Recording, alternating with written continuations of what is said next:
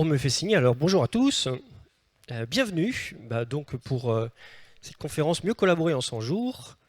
Je vais passer rapidement, j'espère que vous avez tous bien mangé. Hop là, un petit mot de remerciement, il faut que je dompte la zapette, aux sponsors évidemment, grâce à eux on est là. Et moi je rajoute en plus un grand remerciement aux organisateurs. Parce que là, littéralement, sans eux, il n'y aurait ni sponsor, il n'y aurait pas nous, il n'y aurait rien du tout. Donc bravo à eux et bravo pour la super qualité de l'événement. Ouais, non, mais je vais apprendre à dompter le truc, hein. Alors, on va parler collaboration, et là, je ne veux pas rentrer dans le détail, mais ça, c'était un peu pour vous raconter que, donc ça, c'est un petit peu moi, hein. On a tous des occasions de collaborer au quotidien, que ce soit du point de vue perso, du point de vue de nos amis, du point de vue associatif, du point de vue professionnel. La collaboration est au cœur probablement de tout ce que l'on fait, probablement même plus que l'agilité finalement. Et c'est pour ça que j'avais envie de vous en parler. La collaboration, c'est collaborer avec une télécommande aussi. Voilà. Alors je fais partie de la société Concerto. On a une communauté, on peut même dire une offre commerciale qui s'appelle Pharose, qui vise justement à adresser la culture agile, alors bien au-delà de l'IT, hein, donc évidemment on fait beaucoup d'IT, les Scrum Masters, des PO, des coachs agiles, etc. Mais l'idée c'est qu'on aille explorer bien au-delà en fait, et apprendre à accompagner aussi nos clients bien au-delà de tout ça. Alors, on aime bien l'idée des cadeaux, donc voilà, vous pourrez trouver sur notre site quelques petits cadeaux comme ça, prenez-le tout de suite. Pour ceux qui pourraient utiliser Scrum, peut-être que ça pourrait intéresser 3-4 personnes d'entre vous. On a développé là le petit kit anti-sèche, truc à distribuer dans vos équipes, assez pratique pour mieux accaparer Scrum. Et puis on développe maintenant des petites BD comme ça, un peu inspirées des comic strips pour expliquer ce qu'est Scrum. Donc voilà, tout ça c'est cadeau. Autre cadeau, et je pense de taille, dans notre belle communauté, on a ce Gilles Brieux, qui depuis un paquet d'années en fait est en train de développer un site web que je trouve remarquable, qui est une source d'inspiration pour moi il y a un paquet d'années. En fait, c'est tout simplement, ça s'appelle l'atelier collaboratif. Vous allez trouver des tas de pratiques. Donc, dans un temps d'avant, c'était beaucoup des pratiques en physique. Et là, le petit cadeau qu'il nous a fait, c'est de développer en fait une version en ligne. L'extrêmement bonne nouvelle, c'est que l'outil est gratos. C'est-à-dire que si vous voulez lancer un atelier collaboratif avec du partage de vidéos, des sous-groupes, des choses comme ça, allez-y, utilisez ça, c'est gratos. Donc voilà, petit cadeau supplémentaire. Alors, qu'est-ce que l'on va voir mieux collaborer en 100 jours? Alors, mieux collaborer en 100 jours, c'est à la base ce petit travail que j'ai pu réaliser, donc il y a un cahier d'apprentissage, mon petit bébé, enfin mon troisième bébé, un peu plus d'1 kilo à la naissance quand même. Et aujourd'hui, je voulais pas vous faire de la promo spécialement sur le bouquin. Ce que je voulais plus partager avec vous, en fait, c'est quels sont les principes que j'ai mis en œuvre dans ce cahier d'apprentissage et quels sont les ingrédients que j'ai mis dans le livre. Donc à chaque fois, je vais vous expliquer les principes et les ingrédients. Je vous dirai comment ça a été mis dans le livre. L'idée, c'est que vous puissiez pouvoir mettre en œuvre tous ces principes, même sans forcément être acheté, obligé de passer par la caisse. Et vous allez voir, après, je vous présenterai très rapidement, du coup, mieux collaborer en 100 jours. En fait, le produit, c'est quoi? Et vous allez voir qu'il y a un cahier, mais il y a des choses aussi, il y a plein de choses que vous pouvez récupérer gratuitement. Alors, dans un premier temps, d'après vous, parce que là, on va se dire c'est quoi collaborer, mais d'après vous, c'est quoi collaborer? Donc, normalement, si la technologie est avec nous, il y a un tweet qui a dû tomber à peu près automatiquement dans ces heures-là, sur le hashtag Steve Evers. Donc ça, c'est aussi pour les gens qui nous suivent à distance. Si vous voulez contribuer, ce que je vous invite à faire là pendant 2 petites minutes, d'échanger. Alors, pour ceux qui sont en présence, vous échangez entre vous. Pour ceux qui sont à distance, vous pouvez échanger sur le chat. Vous pouvez échanger aussi sur le tweet. Ça permettra aussi de collaborer tout simplement autour de cette question. D'après vous, c'est quoi collaborer? Allez-y, je vous laisse 2 minutes pour échanger avec votre voisin.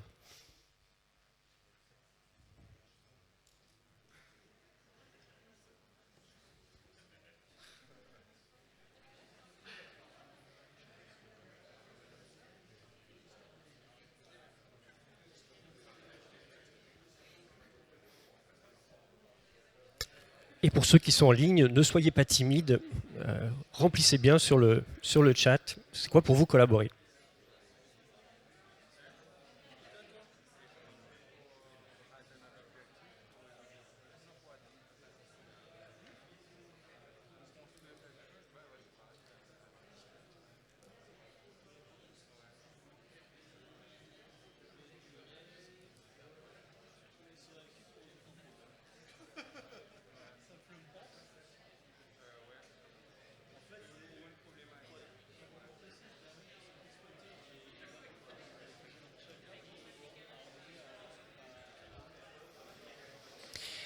Déjà à la fin des 2 minutes, quand on a une expérience sociale, le temps passe toujours très vite. C'est quoi collaborer? Alors selon moi, on va juste revenir à l'étymologie de collaborer. Collaborer, c'est ce que vous venez de faire. C'est tout simplement co-élaborer, donc c'est faire quelque chose ensemble, littéralement. Là, vous avez, on peut imaginer 2 enfants, donc imaginez 2 enfants qui ont collaboré pour construire cette tour. D'après vous, comment est-ce qu'ils se sont sentis une fois qu'ils ont érigé cette jolie tour? Fiers, heureux. Ils ont fait un selfie, ouais, ça c'est voilà, c'est l'époque. Qu'est-ce qu'ils ont fait? Qu'est-ce qu'ils ont fait littéralement, ces enfants? Ils ont échangé. Qu'est-ce qu'ils ont échangé? Des cubes, ouais. On peut imaginer qu'ils sont chacun venus avec leur cube, en fait. Tu dis? Tout à fait, ouais, ils ont complété, ouais. Je tutoie beaucoup, hein, désolé. Comme j'ai des cheveux blancs maintenant, je me permets.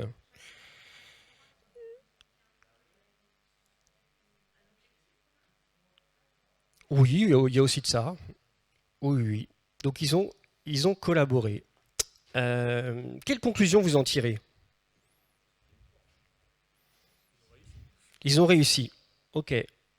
Si on va plus loin, si vous ramenez ça dans votre quotidien à vous, imaginez, vous êtes dans une petite pièce, vous collaborez à 2, vous n'avez rien d'autre que les 2 personnes qui sont là. Quand vous êtes en train de collaborer à 2 dans une pièce, c'est quoi les petits cubes que vous êtes en train d'assembler? Vos idées. Ah, j'aime bien ça. Nos compétences. Quel type de compétences on est en train de mettre en œuvre en fait? Qu'est-ce qu'on est en train d'assembler comme type de compétences? Tous. Un peu de tout, ouais. Ouais, donc hard skill, soft skill, donc nos compétences très techniques et puis nos compétences un peu plus douces. Si on veut une tour de meilleure qualité du coup, à votre avis finalement pour mieux collaborer, sur quoi il faut agir?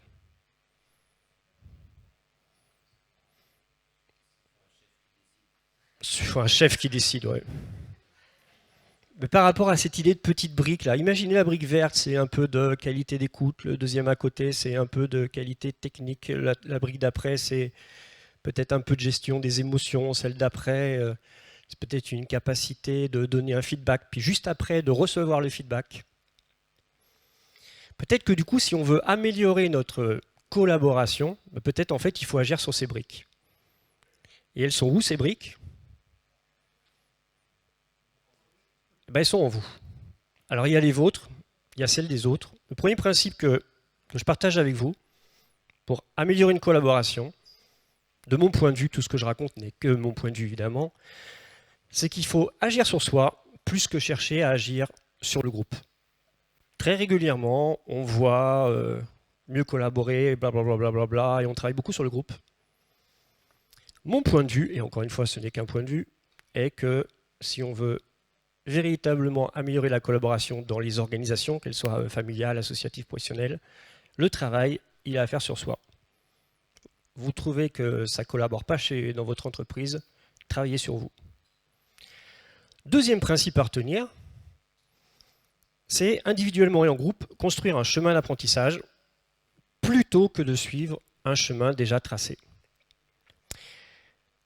Après, je vous cite la phrase qui commence à être quand même pas mal connue du poète hispanique Antonio Machado, Caminante no hay caminos, hace camino al andar. Bon, vous parlez tous espagnol évidemment couramment. L'idée étant de se dire qu'en fait, quand vous cheminez, il n'y a pas de chemin. Le chemin, vous le faites en marchant. Imaginez un peu, si vous voulez encore une image encore plus renforcée, que vous marchez dans la neige. Dans la neige, il n'y a pas de chemin. Vous n'êtes pas en train de suivre un chemin. Le chemin, il se dessine sous vos pas. Ça, c'est un deuxième principe auquel je crois vraiment très fort. Très souvent, dans les organisations, il y a un chemin qui a déjà été tracé pour tout ce qui est collaboratif. On a prévu des formations qui sont prévues à telle date, auxquelles les gens sont potentiellement convoqués. Donc on leur a tracé tout le chemin. Ce que je pense, moi, c'est qu'en fait, c'est à chacun d'avancer, et du coup, l'organisation doit mettre en œuvre ce qu'il faut pour permettre aux gens de cheminer, plutôt que leur donner des rendez-vous réguliers à certaines étapes. Un peu comme si on mettait les gens à jour vers une version 2, 3, 4, etc. Ça marche avec des robots, j'ai pas vu ça souvent marcher avec des humains.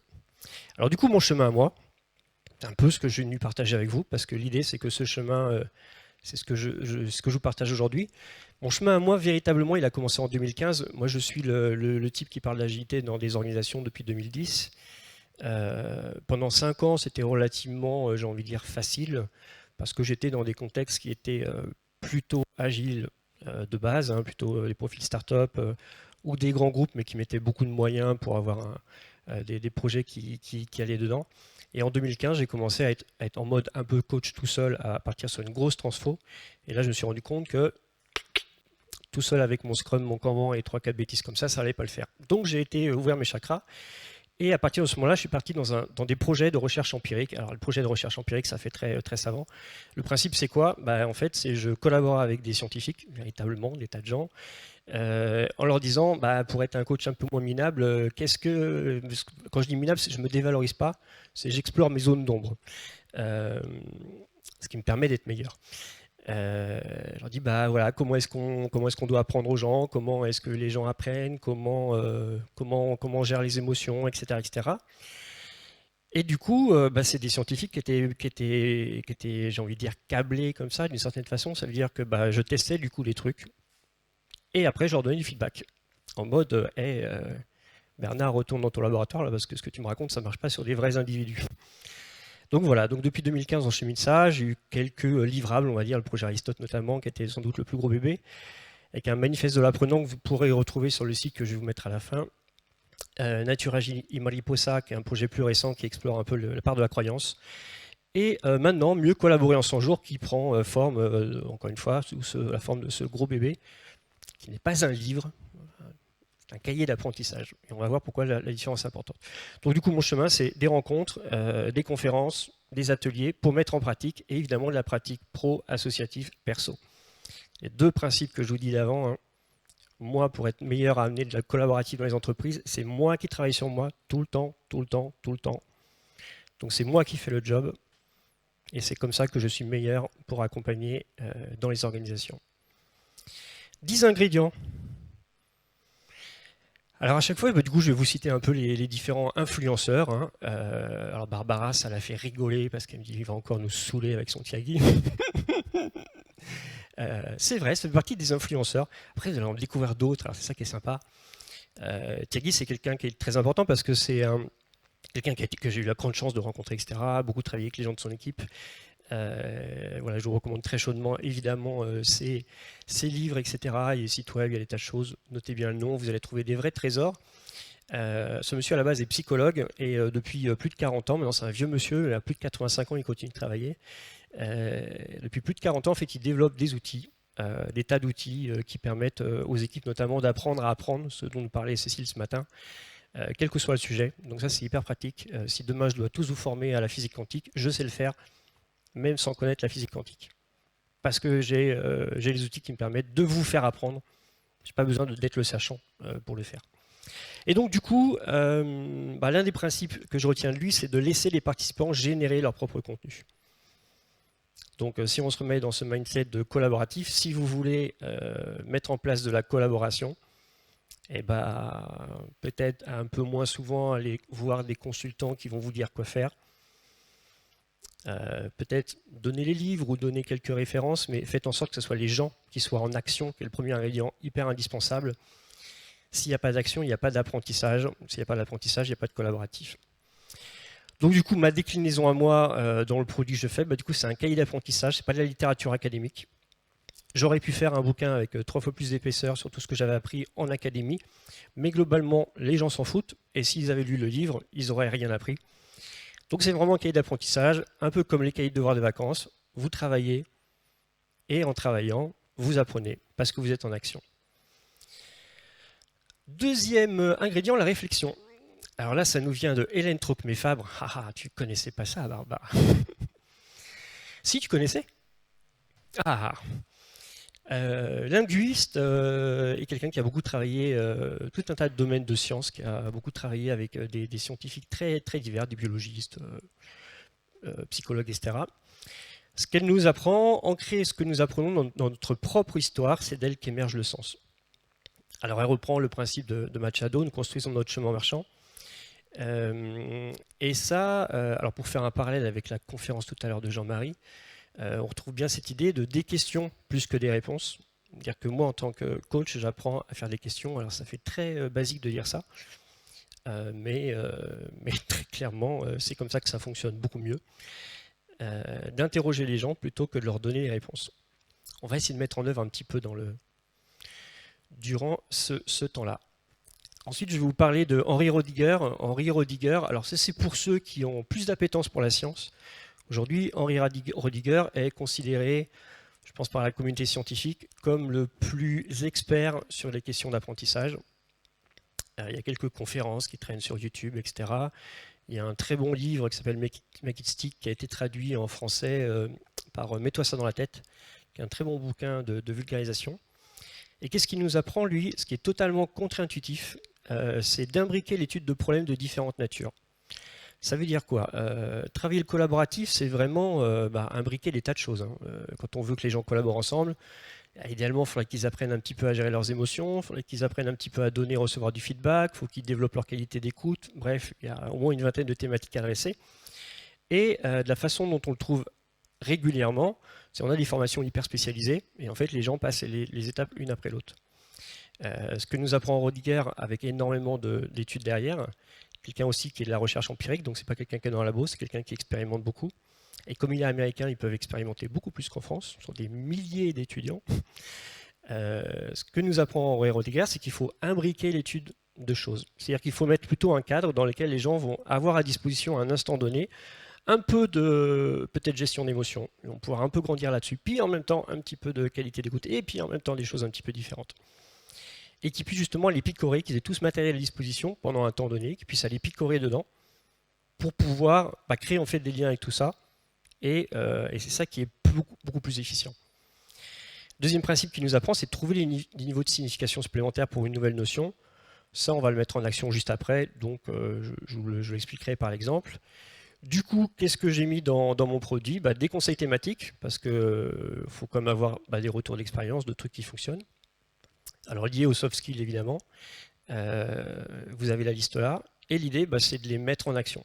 Donc par exemple, alors pour ceux qui sont à distance, pareil, vous avez normalement un tweet qui est tombé. Vous pouvez l'activer. Pour ceux qui sont dans la salle, vous pouvez vous amuser à faire l'effort. Vous trouvez un conseil et l'idée, c'est de le mettre en action. Et l'action, là, c'est quel hashtag évoque ce conseil. Je vous laisse une vingtaine de secondes pour essayer de trouver le meilleur hashtag possible.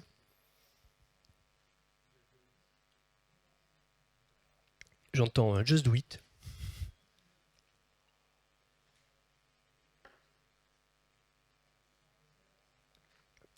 Allez, on part sur un autre.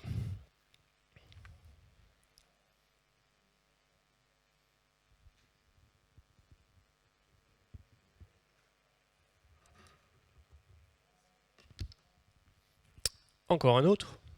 Un petit dernier.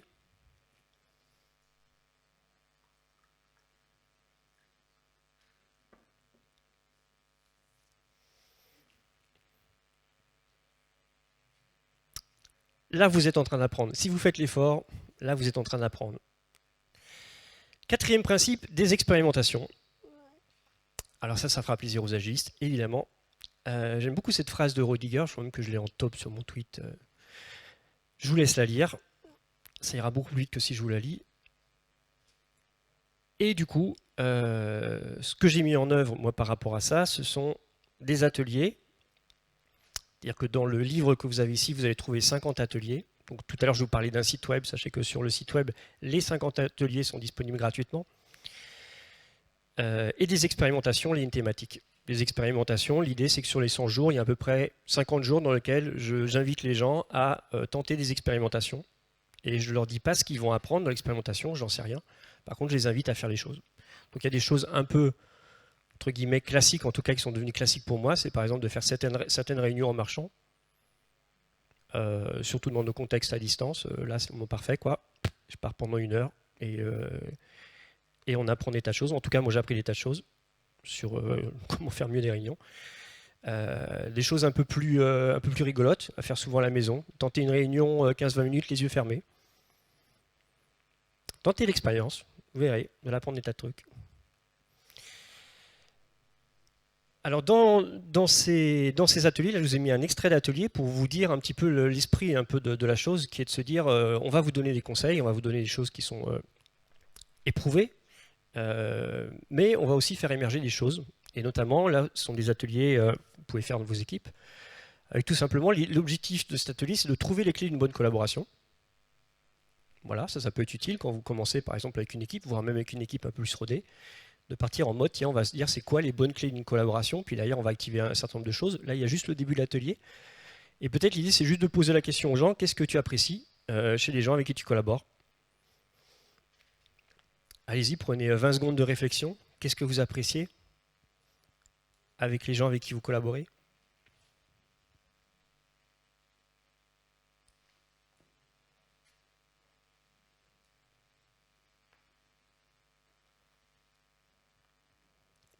Et puis la question un peu miroir, qu'est-ce que les gens avec qui tu collabores apprécient en toi? Je vous laisse encore 20 secondes.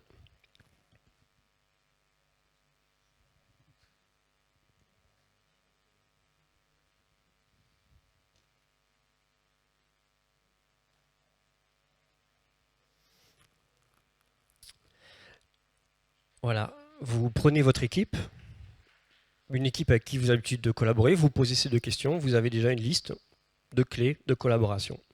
Et après, vous pouvez décliner ça.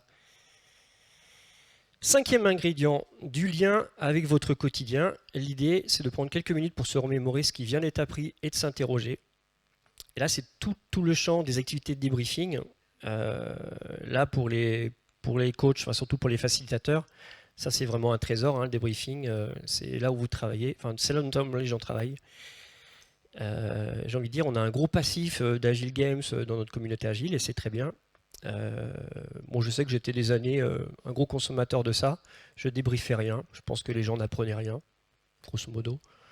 Aujourd'hui, j'essaie plutôt de faire des activités de quelques secondes et de débriefer pendant 2 heures et les gens apprennent. Bon, après, il faut trouver peut-être un peu un truc entre les deux, quoi.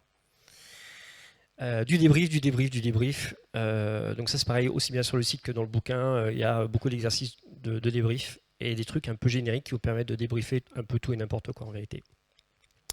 6e ingrédient, je regarde l'heure, 24 c'est parfait, une progression réflexive. L'idée c'est de s'entraîner à se remémorer les nouveaux apprentissages. Alors je ne vais pas vous dire que le cerveau est un muscle parce que ce serait une aberration scientifique, mais il y a un peu l'idée en tout cas de la remémorisation, d'apprendre en fait à se remémorer. Donc on va mettre en place certains mécanismes qui fait que plus vous entraînez à remémorer, plus vous allez être en capacité d'apprendre. Et ça, c'est quelque chose qui est de plus en plus important. En fait, on nous demande d'apprendre de plus en plus vite. Moi, en tant que coach, ce que j'observe, c'est qu'on nous demande des changements dans les équipes de plus en plus vite. Et je comprends les sponsors de ces démarches. Les équipes, enfin, les entreprises qu'on a accompagnées il y a 10 ans, ils étaient en France, c'était les premiers, ils avaient le temps. Aujourd'hui, maintenant, il y a des contextes où les grosses entreprises de plusieurs milliers de personnes veulent tous se transformer en 6 mois. Et c'est pas juste parce que les grands chefs sont devenus tarés, c'est juste parce qu'ils n'ont plus le choix, parfois, véritablement. Ça m'est arrivé d'être dans ces contextes-là, où ils ont 6 mois de trésorerie. Soit ils se transforment, soit c'est la mort. Et c'est sûr que dans ces contextes-là, c'est pas évident. Donc il faut vraiment s'entraîner en permanence à se remémorer des nouveaux apprentissages, qui fait que vous êtes plus à l'aise pour le faire. Et donc, rien de mieux que des mois de capitalisation d'apprentissage au quotidien, d'ancrer ça un peu dans vos routines. En fait, ça vous entraîne à apprendre, tout simplement. Des influenceurs. Alors, quand on parle d'influenceurs, on parle souvent de Gandhi parce qu'il a cette phrase très célèbre. Montrer l'exemple n'est pas le meilleur moyen de convaincre, c'est le seul. Alors, vous tapez cette phrase-là sur Google, vous allez trouver 24 personnes à qui on attribue la phrase. Bon, il semblerait que ce soit Gandhi.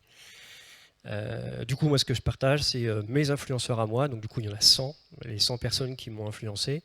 Je pense que l'idée, ça peut être intéressant pour vous de les découvrir. Je pense que surtout, ce qui est intéressant pour vous, c'est de découvrir vos influenceurs à vous et puis de creuser pourquoi c'est vos influenceurs. Évidemment, des livres en référence, évidemment, des vidéos. 8e ingrédient, apprendre. Le principe, c'est d'espacer vos séquences d'entraînement. Ça, c'est un truc, en tout cas. Alors, je suis né en 74, donc moi, quand j'ai passé mon bac, c'était bachotage, bachotage, bachotage, hein. Donc, on apprend très très vite pour les trucs qui arrivent le lendemain. Ça, c'est très efficace pour le lendemain. Par contre, une semaine après, on a tout oublié. Et donc là, ce que nous apprend Rodiger, en fait, c'est qu'il faut espacer les séquences d'entraînement. Donc là, l'idée, c'est plutôt, alors ce que je vais dire pour un formateur fait un petit peu mal, mais plutôt que, je vais comme le dire, plutôt que de faire 2 jours de formation, il vaut mieux très largement avoir 100 jours à 10 minutes par jour de travail. C'est le même temps de travail au total, sauf que ça va être beaucoup plus efficace. Maintenant, je dois reconnaître, et je suis sincère avec vous, qu'une formation initiale qui engage des participants sur un chemin de 100 jours, là, c'est le scénario idéal. Parce que, 9e ingrédient, la motivation. Là, quand on se dit on part pour 100 jours à bosser tous les jours pour devenir un meilleur collaborateur, c'est tentant, mais il faut y aller quand même. Moi, j'ai fait le parcours, voilà. Il y a des jours où, du coup, j'ai changé le format. Et là, 2 influenceurs, donc Pierre-Marie Liedo, que j'ai la grande chance vraiment de faire des trucs avec lui assez chouettes, notamment avec des enfants, et je vous assure que voilà, c'est très chouette. Qu'est-ce que m'a appris Pierre-Marie Liedo? C'est qu'on ne motive pas les gens, on leur fait confiance. Donc on ne motive pas les gens pour qu'ils collaborent ensemble, on leur fait confiance sur le fait qu'ils vont collaborer ensemble. Par rapport à ce que j'ai pu entendre un peu ce matin, ouais, effectivement, si on enlève les pierres à la collaboration, après faites-leur confiance, ils vont collaborer. Dan Ariely, donc Pierre Mariedou, je ne vais pas présenter, mais c'est l'un des plus grosses pointures européennes des neurosciences. C'est quelqu'un qui dirige des labos en France côté Pasteur et CNRS, donc c'est moins une institution. Dan Ariely, si vous allez un peu sur des TED, vous allez voir régulièrement sa tête. C'est vraiment une grosse pointure, notamment sur le sujet de la motivation. Lui, il nous dit quoi? Il est pratiquement impossible d'amener quelqu'un à changer de comportement juste en lui donnant l'information. Pour ça, je vous dis qu'une formation descendante, et en grande partie ce que je suis en train de faire là maintenant, ne sert à rien. Ça ne va pas vous faire changer de comportement, le fait d'entendre parler quelqu'un. Ce qu'il faut, c'est des activités pour générer en soi de la motivation.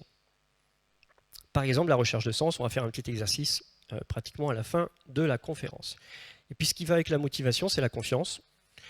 Je vous invite à découvrir ce jeu qui est absolument extraordinaire, qui est développé par Mélanie Cotting et Quentin Bay, qui est un jeu que vous pouvez utiliser aussi bien à la maison, dans vos équipes, etc., qui permet vraiment de rebooster la confiance des gens. Et que nous apprennent Mélanie et Quentin, c'est que apprendre et réussir, c'est d'abord avoir confiance en soi. Et donc, évidemment, mettre en place du collaboratif, si vous pouvez avoir les meilleurs conseils du monde, les meilleurs ateliers du monde, etc., si vous ne travaillez pas la motivation des gens, c'est-à-dire que si vous ne leur fournissez pas un cadre qui va leur permettre d'activer de la motivation, et si vous avez des gens qui manquent de confiance, il ne va rien se passer. Donc, il faut bien activer tous ces leviers pour engager les gens. Du coup, mon produit, je vais être bien en temps. Je vais être bien en temps. Comme ça, on aura des questions. Mon produit, qu'est-ce qu'il y a dans mon produit? Bon, tu as vu, je suis impeccable. Juste là, 3-4 slides, et puis on est parfait, on aura plein de questions. Donc, un cahier d'apprentissage. Encore une fois, retenez le principe, c'est du cahier de devoir de vacances, quoi. Sauf que c'est du travail. Un site web. Promis, un jour, il sera beau. Vous trouvez quoi là-dedans? Notamment, je vous ai parlé des ateliers. Dans le à propos d'eux, il y a à peu près tout ce que je viens de vous raconter. Pour ceux que ça intéresse, il y a pas mal de débriefs, des produits d'avant, notamment le projet Aristote. Donc, oui, voilà. Vous pouvez voir les confs, etc., etc. Et puis, bien évidemment, il y a une boutique pour les plus riches d'entre vous qui veulent passer 100 jours à progresser là-dessus. Des échanges. Donc, ça, j'ai lancé ça très récemment. Donc l'idée, c'est que sur Twitter, j'ai lancé un hashtag là, qui permet aux gens un peu de communiquer autour de ça, et aussi un groupe sur LinkedIn qui permet tout simplement aux gens d'échanger autour de ces thématiques. C'est pour qui? Alors pour moi, évidemment, c'est pour ceux qui collaborent.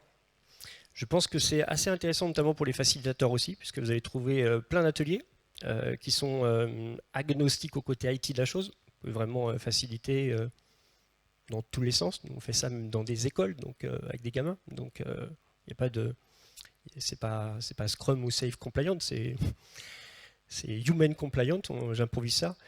Donc il y a ça, et il y a aussi, et pour moi, là, presque encore plus important, tout ce qui est activité de débriefing qui est livré avec l'atelier, mais que vous pouvez débrancher de l'atelier quelque part pour débriefer d'autres types d'activités. Ça peut être utile à des formateurs. Tout ce que vous trouvez ici, si vous voulez mettre dans vos formations, allez-y. Je ne vais pas vous demander des dollars ou des euros, etc. C'est gratuit à utiliser.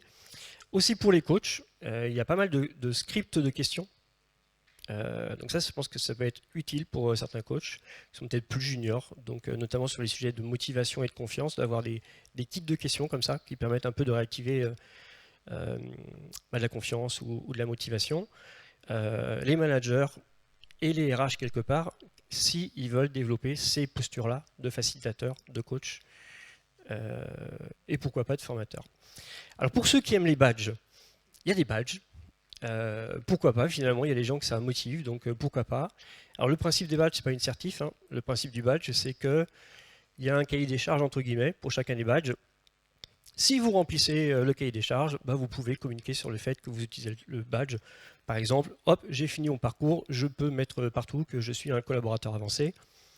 Je pense qu'à l'heure actuelle, on peut se dire tranquillement que ça n'a aucune valeur marchande. Mais voilà, pourquoi pas. C'est une récompense, on est content de l'afficher, je pense. Je vous laisse découvrir sur le site les conditions pour facilitateurs et formateurs. Et maintenant, on va juste faire ça et après on prendra les questions. Je vous laisse quelques secondes, y compris les gens qui sont en ligne, pour vous interroger là-dessus. En quoi ce voyage de 100 jours sur le thème de la collaboration fait-il sens pour vous ?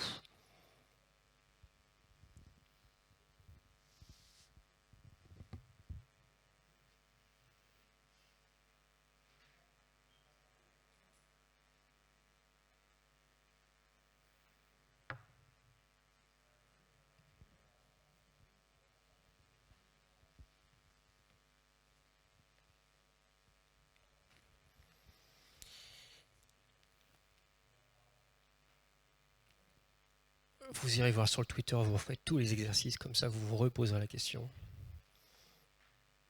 Pourquoi est-ce que ça fait sens pour moi ?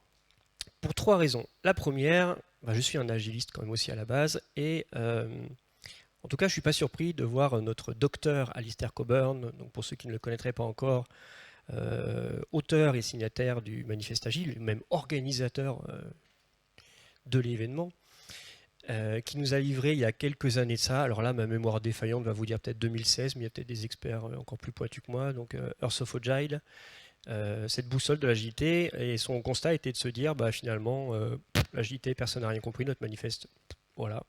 Ce qu'on voit dans les entreprises, c'est n'importe quoi. Donc je simplifie le modèle autour de collaborer, livrer, réfléchir, améliorer. De mon point de vue, ça n'engage que moi, livrer, réfléchir et améliorer dans des organisations, ce n'est qu'une question de moyens. Même si vous êtes sur des systèmes legacy, très anciens, machin bidule, faire en sorte que vous puissiez livrer sans difficulté, c'est qu'une question de moyens. Il y a des gens qui ont des systèmes legacy abominables, qui ont réussi à le faire. Ils ont mis les moyens. Réfléchir et améliorer, souvent, c'est mettre les moyens en termes de temps. Permettre à vos équipes de prendre le temps de réfléchir et de prendre le temps de s'améliorer. Là encore, c'est qu'une question de moyens. Par contre, collaborer, ce n'est pas qu'une question de moyens, parce que c'est l'activité qui est sans doute la plus liée à l'interpersonnel, au collectif, etc. Donc je pense, et c'est ce que j'observe dans les organisations que j'ai autour de moi, y compris chez moi, que l'enjeu il est sur le collaborer. Le reste, c'est compliqué, etc., mais il y a des tas de gens qui l'ont fait. Donc c'est entre guillemets, c'est facile. C'est pas facile, mais en tout cas, ça peut être mis en œuvre. Collaborer, je pense que c'est là le plus gros chantier qui est encore devant nous. Et la deuxième raison pour laquelle ça fait sens pour moi, ce chemin de 100 jours, je vais vous livrer une anecdote, alors très personnelle, désolé, mais bon, parfois on lit des trucs personnels. Vers la fin de l'été, donc j'ai commencé à rédiger à peu près les trucs là-dedans. Enfin, le projet c'est 2015, j'ai commencé à rédiger en 2017, donc ça c'est pour vous encourager à écrire des livres. Ça prend un peu de temps. Là, vers la fin de l'été, j'ai pratiquement fini. Et autour d'un repas avec ma compagne et ma petite Nina de 5 ans, je leur ai dit, tiens, j'ai de partager un truc sur Twitter, là, je cherche un dessin là, pour mettre sur le livre. Et à la fin du repas, ma petite formidable Nina, me dessine donc ce dessin qui est devenu l'illustration, celui que vous avez là-bas. Elle savait que je faisais un bouquin sur la collaboration et elle m'a dessiné cette planète Terre. Elle m'a offert la plus belle conclusion du livre. Quand elle me l'a donné, j'ai su que le livre était fini. J'ai juste eu la mettre sur le truc et c'était terminé. Et en plus, en même temps, elle m'a donné un deuxième cadeau parce qu'elle m'a offert la plus belle conclusion qui soit possible pour cette conférence.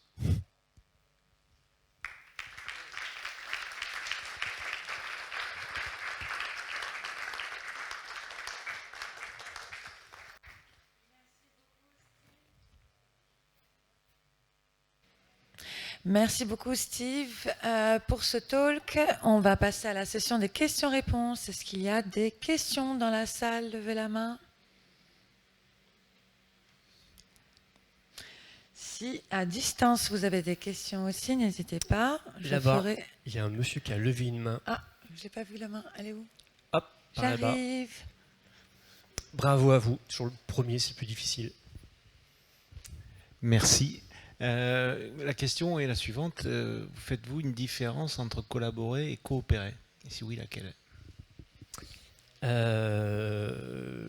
Alors, je connais des tas de gens qui réfléchissent beaucoup autour de cette notion-là. C'est une bonne question. En fait, ce que ça fait là, ça vient juste de m'ouvrir probablement 2 ans de recherche sur le sujet. Donc merci à vous. Mais ouais, non, mais je perçois des choses, mais je ne sais pas précisément vous l'expliquer. Donc, plutôt que vous dire des bêtises, je vais botter en touche. Là, par contre, ça m'intéresse. On peut prendre 30 secondes. Peut-être que vous avez, vous, une idée là-dessus.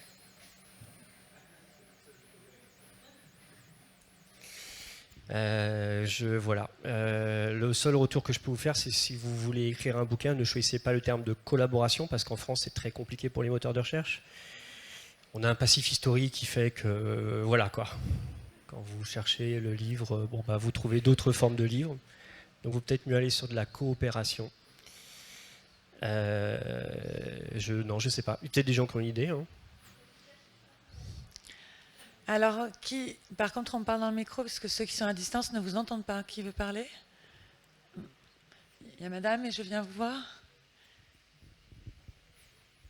Donc j'ai tapé sur internet collaborer versus coopérer. Collaboration, travailler ensemble, somme de parties individuelles qui contribuent au produit final, exécution commune. Coopération, travailler intelligemment ensemble dans un certain but, nécessite de se mettre d'accord sur le résultat. Le résultat est plus grand que la somme des parties. Ça me convainc pas. Super intéressant. Alors du coup, je me dis vraiment, c'est la première étape, du coup, collaboration. Et donc, mon prochain sujet sera la coopération. Merci à Gilles Enseigne. Merci. Un deuxième avis par ici? Merci. C'était juste pour apporter un premier élément de réponse. En fait, restez après cette conférence. Vous aurez un élément de réponse avec notre conférence parce que c'est vraiment dans la continuité. Et merci beaucoup. Parfait. Et c'est quoi juste le thème de la conférence pour que tout le monde sache? Le changement. Parfait. Et Xavier, à distance, vous me propose coopérer, c'est travailler ensemble sans avoir forcément envie à la base. Qu'en pensez-vous? Heureusement, dans les organisations auxquelles je vais, ça n'arrive jamais, ça, donc je ne me rends pas compte. Non, mais c'est vrai que le sujet en fait, de la motivation et de la confiance, c'est des sujets super clés, quoi. Vous pouvez avoir les process les mieux rodés du monde, si les gens n'ont pas envie, ça ira pas plus loin. Et je pense que ça fait partie de ces choses dans la collaboration, d'apprendre aussi à retrouver de la confiance sur ces sujets, la confiance de retourner vers les gens. Là, on vit une période où c'est encore exacerbé au possible. Hein.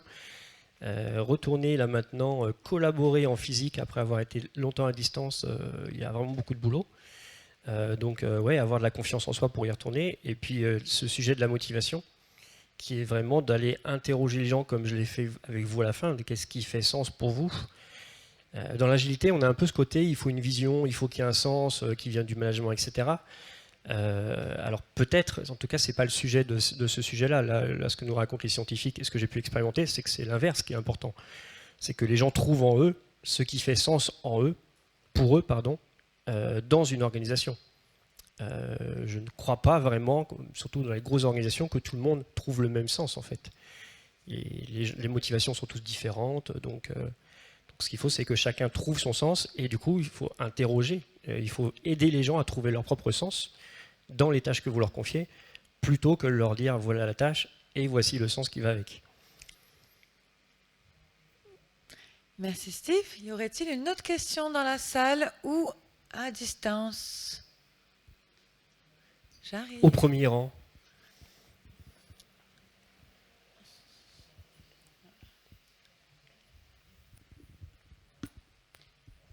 Bonjour. Vous avez dit tout à l'heure qu'il fallait mieux agir sur soi, sur la collaboration, plutôt que d'essayer de faire changer les autres. Est-ce que dans votre cahier d'apprentissage, on retrouve un peu des choses sur le fait de qu'est-ce qu'on peut faire, mais aussi pour inciter les autres à collaborer?